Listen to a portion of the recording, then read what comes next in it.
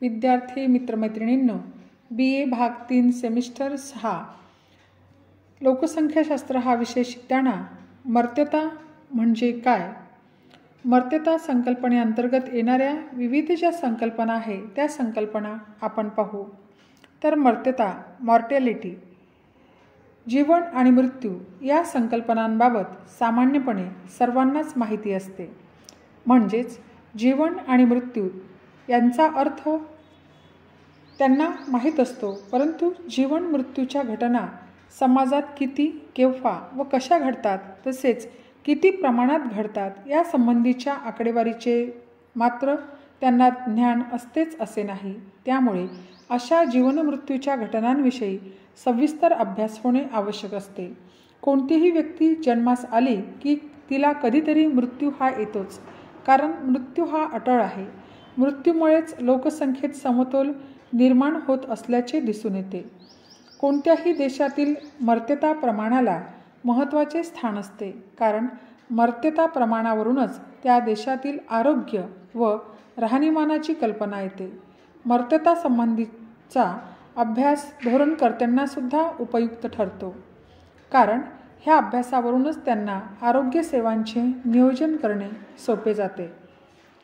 तर सुरुवातीला पाहू, मर्त्यता म्हणजे काय. मर्त्यता ही एक व्यापक संकल्पना आहे. सामान्यपणे मर्त्यता या संकल्पनेचा अर्थ समजून घेताना जीवित मृत्यू, गर्भमृत्यू, अर्भक मृत्यू, बालमृत्यू व मृत्यू या संकल्पनांचा अर्थ समजून घेणे आवश्यक आहे. जागतिक आरोग्य संघटना तसेच संयुक्त राष्ट्रसंघ या दोन्हींनी वरील संकल्पनांचा शास्त्रीय पद्धतीने अभ्यास केल्याचे दिसून येते. तर या संकल्पनांचा अर्थ आपण समजावून घेऊ. तर सुरुवातीला जीवित जन्म, लाईव्ह बर्थ. मानवी गर्भधारणेचे फळ नैसर्गिकरित्या किंवा मानवी प्रयत्नाने जेव्हा गर्भवती स्त्रीपासून वेगळे केले जाते, तेव्हा त्या फळाने जर श्वसन केले किंवा त्याच्या हृदयाने स्पंदन केले तर त्यास जीवित जन्म असे म्हणतात. जागतिक आरोग्य संघटनेच्या मते मानवी गर्भधारणेचे फळ निसर्गतः किंवा मानवाद्वारे जेव्हा मातेच्या उदरातून पूर्णपणे वेगळे होऊन त्या फळाने जर श्वसन केले अथवा हृदयाचे स्पंदन केले, नाळेची किंवा एखाद्या अवयवाची हालचाल करून जिवंत असल्याची लक्षणे दर्शविली तर त्यास जीवित जन्म असे म्हणतात. थोडक्यात, गर्भफलाने जर श्वसन, नाडीचे ठोके, हृदयाची स्पंदने, स्नायूंची हालचाल इत्यादी लक्षणे दर्शविली तर त्या गर्भफलास जीवित जन्म असे म्हणतात. त्यानंतर गर्भमृत्यू, फेटल डेथ. तर जर गर्भधारणेच्या फळाचा गर्भावस्थेतच मृत्यू झाला असेल तर त्यास गर्भमृत्यू असे म्हणतात. हौसर व डंकन यांच्या मते मानवी गर्भधारणेच्या फळाचा गर्भावस्थेतच मृत्यू झाला असेल तर त्यास गर्भमृत्यू असे म्हणतात. गर्भमृत्यूमध्ये गर्भपात, ज्याला आपण ॲबॉर्शन म्हणतो, अपरिपक्व मेलेले मूल जन्माला येणे, त्याला आपण मिसकॅरेज किंवा आणि परिपक्व मात्र मृत मूल जन्माला येणे, त्याला स्टिल बर्थ यांचा समावेश होतो. त्यानंतर तिसरा आहे अर्भक मृत्यू, इन्फंट डेथ. अर्भक मृत्यू ही संकल्पना 1 वर्षाच्या आत बालकास मृत्यू येणाऱ्या बाबींशी संबंधित आहे.